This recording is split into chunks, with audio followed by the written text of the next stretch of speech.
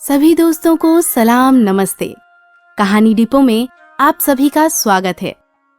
मैं हूं प्रज्ञा झा और कहानी का नाम है त्रिवेणी। तो आइए शुरू करते हैं कहानी त्रिवेणी। त्रिवेणी आखिर चौक से बाहर आई। ये कुलच्छनी लड़का जाने कहां धूल में खेलता फिरता है और आता है तो रोता हुआ, घड़ी भर चैन नहीं लेने देता। हाँ तो चौक से बाहर आकर कान पकड़कर उसने कहा, क्यों रे, कहाँ गया था? बोल, कहाँ था? बोलता नहीं, जा मर। बच्चा ना बोल पाया, ना गया, ना मरा। रोता आया था सो रोना भी बंद हो गया और मुंह फुलाकर गुमसुम खड़ा हो गया। त्रिवेणी ने कान और खींचकर कहा, क्यों रे, जवाब क्यों नहीं देता? कहाँ गया था? लड़के का नाम रिपुदमन है। वह फूले काट के लट की नाई अटल और अपराजित बना हुआ खड़ा रहा। अभी कैसे कीचड़ कर लाया? क्यों रे, गया कहाँ था तू?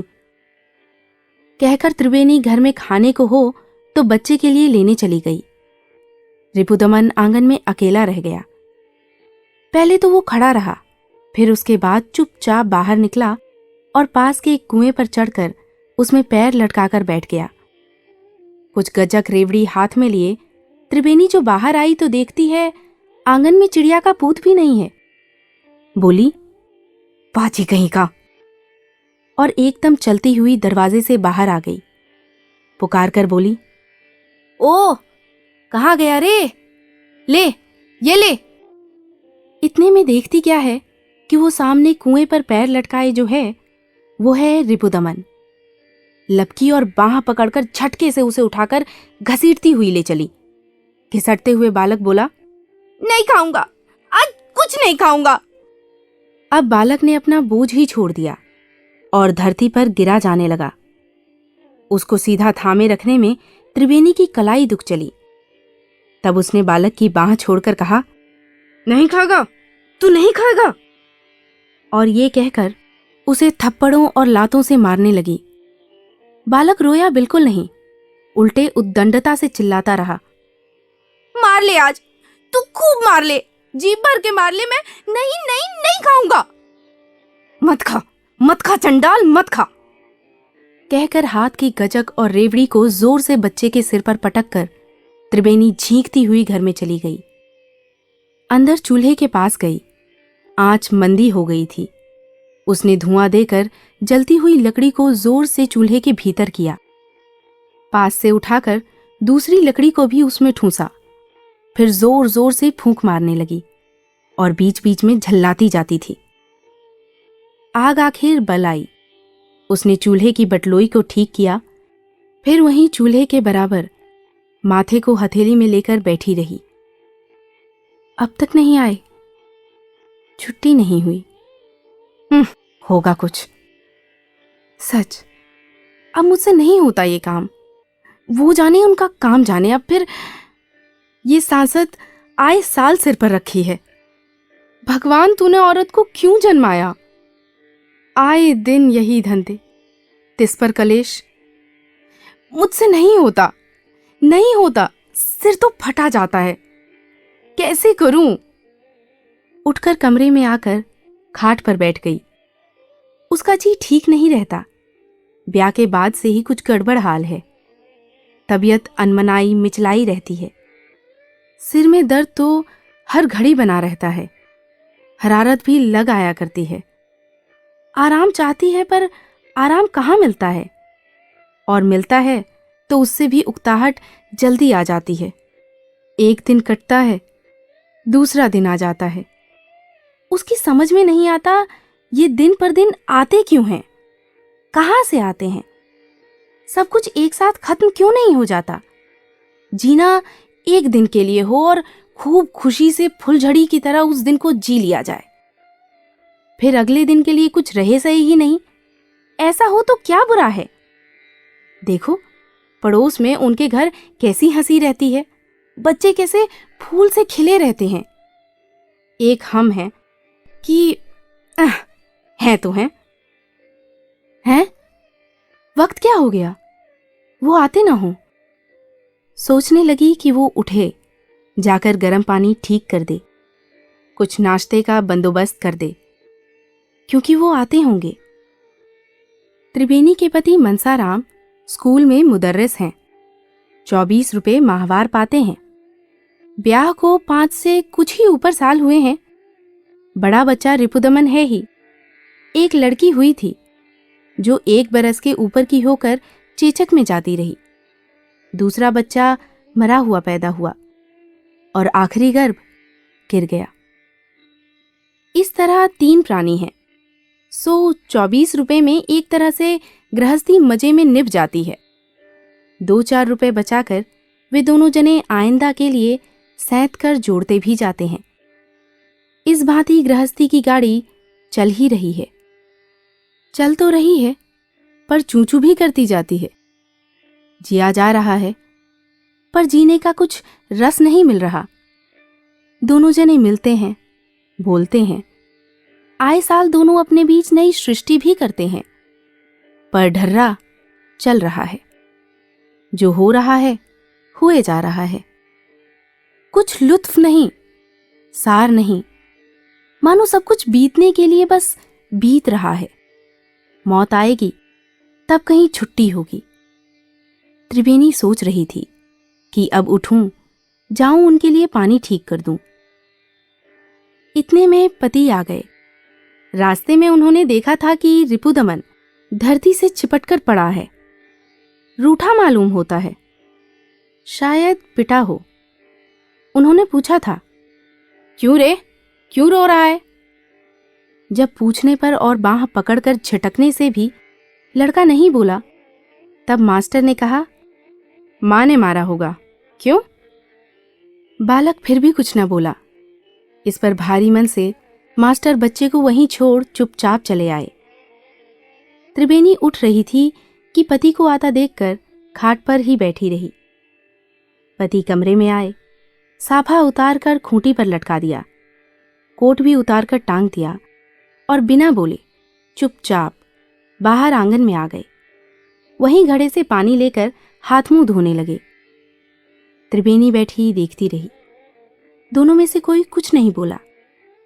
पति ने आराम से वक्त लगाकर मुंह हाथ धोया, अंगोछे से पोंछा, फिर कमरे में आए। वहां आकर कोट पहना और साफा सिर पर रखते हुए बोले, मैं खाना नहीं खाऊंगा आज। पल भर मौन रहकर त्रिवेणी ने कहा, खाना नहीं खाओगे? कल भी नहीं खाओगे? नहीं दोगी तो नहीं खाऊंगा। देखो, मेरा इंतजार मत करना, लौटने में मुझे आज देर हो सकती है। कुछ काम है? काम भी है। इसके बाद त्रिवेणी ने कुछ नहीं पूछा। मास्टर जी ने भी कुछ अपेक्षा नहीं की और कदम बढ़ाकर चले गए। त्रिवेणी कुछ देर वहीं की वहीं बैठी रही। थोड़ी देर बाद उठी और जाकर चूल्हे में पानी झोंक दिया। बटलोई को उतारकर धरती में पटक दिया, फिर खाट पर मुंह ढांप कर पड़ गई। आधा घंटा हुआ होगा कि त्रिवेणी उठी। एक साथ उठकर झाड़ू से घर का आंगन बुहारने लगी। वहां कूड़ा ज्यादा नहीं था, पर त्रिवेणी आंगन साफ करना चाहती थी। बुहारी हाथ में थी, तभी उसने सुना कोई दरवाजे के बाहर से उन्हें पूछ रहा है, मास्टर मनसाराम जी का घर यही है क्या? मास्टर जी, मास्टर जी। पहले तो वो उस स्वर पर चौंकने को हुई, फिर होगा कोई, मन में कहती हुई अपने काम में लगी रही। इतने में ही आगत व्यक्ति अंदर आ गया और आंगन के किनारे खड़े होकर पुकारने लगा, मास्टर मनसाराम जी, मास्टर जी हैं? त्रिवेणी ने आंख उठाकर देखा। देखकर वो सन्न रह गई। बुहारी हाथ से खिसक गई। वो व्यक्ति भी अकचका गया। हठात बोला, मास्टर जी हैं, मैं मिलने आया था। क्षणिक तो त्रिवेणी विमूढ़ हो गई, फिर उसके मुंह से निकला, आओ। निकला तो, पर वो खड़ी वहीं की वहीं रह गई। व्यक्ति ने बिल्कुल ही पास आकर मानो उसकी आंखों में कहा, मैं मिलने आया हूं। वो हैं? अब त्रिवेणी स्वस्थ हो आई। मुस्कुराकर बोली, वो तो नहीं है, कहकर अंदर गई और उसने कोने से मोड़ा खींचकर अपनी धोती से उसे झाड़कर खाट के पास बिछा दिया। किनारे एक काठ की कुर्सी पड़ी थी, उसे भी बिछा दिया। नीचे पड़ी दरी खींचकर तह करके कुर्सी पर डाल दी। व्यक्ति आंगन में खड़ा था। त्रिवेणी ने कहा, आइए। व्यक्ति ने हंसकर कहा, लेकिन मैं तो एक हूं। और वह कमरे में गया। त्रिवेणी ने ध्यान ना देकर कहा, बैठिए। व्यक्ति के बैठने से पूर्व वो ही कमरे से बाहर चली गई। चौके में पहुंचकर उसे अचरज हुआ कि उसने ये चूल्हे में पानी कब डाल दिया, क्यों डाल दिया? क्या अब अंगीठी में आग सुलगाए? उसने अंगीठी ली और आंगन से होकर घर के बाहर चली। व्यक्ति ने आंगन में से जाते हुए उसे देखकर कहा, क्या कर रही हो? क्या इरादा है? लेकिन त्रिवेणी ने उसकी बात नहीं सुनी और बाहर जाकर एक पड़ोसिन से कहा, बीबी जी, अपने हेम से 4 पैसे का दही मंगा दो और रबड़ी 4 पैसे की रबड़ी और 2 बीड़े पान। और तुम्हारे घर में आँच हो गई है क्या? 2 कोयले आँच के दे दो बीबी जी, मुझे जल्दी है। कहकर पड़ोसिन को पैसे दे दिए और अंगीठी में कोयले लेकर चली आई। जा रही थी तब व्यक्ति ने फिर कहा, ये क्या कर रही हो? त्रिवेणी ने कुछ नहीं सुना। चौके में जा अंगीठी में कोयले डालकर वो जल्दी जल्दी फूंक मारकर उन्हें दहकाने में लगी रही। आँच हो गई। तब उसने आलू की बटलोई उस पर रख दी। अब कमरे में आई। अतिथि ने कहा, ये क्या कर रही हो? देखना कुछ। वो बोली, मास्टर जी यहां नहीं हैं। नहीं है? कब आएंगे? मालूम नहीं, देर भी हो सकती है। कितनी देर? मालूम नहीं। अच्छा, तो मैं चला। मिलना था, मुझे इसी गाड़ी से जाना भी है। मैं चला। आप मास्टर जी से ही मिलने आए थे? वो तो है नहीं। सहसा वो बोला, मेरा तांगा खड़ा है, तांगे वाला इंतजार करता होगा। त्रिवेणी ने कुछ नहीं कहा, चुपचाप खड़ी रही। जब देखा कि उसे बोलना ही होगा, नहीं तो कहीं आदमी प्रत्याशा से उसे देखता ही ना रह जाए, तब बोली, मैं क्या कह सकती हूँ? आप आए हैं, जाना चाहें तो रोकने वाले मास्टर जी होते हैं। वो नहीं है, क्या उनके नाते मैं रुकने को कह सकती हूँ? व्यक्ति ने कहा, त्रिवेणी, हम सच क्यों ना बोले? सच ये है कि मुझे मालूम नहीं, और अब तो कल मुझे कानपुर जरूर पहुंचना है। ये आखिरी गाड़ी है, मुझे जाने दो त्रिवेणी। त्रिवेणी ने कहा, जाओ ना, मैं क्या कुछ कहती हूं? लेकिन तुम नाराज तो नहीं हो? नाराज होकर क्या कर लूंगी? देखो त्रिवेणी, इससे मुझे और भी चलना चाहिए। लो, मैं चला। व्यक्ति कुर्सी से उठा।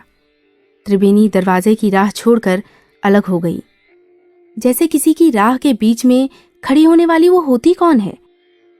वो कोई नहीं है।